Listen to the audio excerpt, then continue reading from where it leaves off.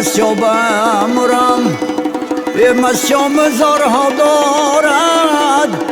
آبای خنک لال زارها دارد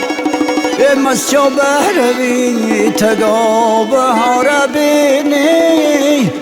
تارون متارو کمچو شمچینی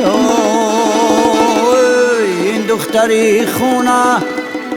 معلوماتش عالی ای افسوس که در هنر بساطش خالی آشومک ندو نمیتواند که پزد قرطاب و حدیر و تپی و چنگالی در پایونی قشلاق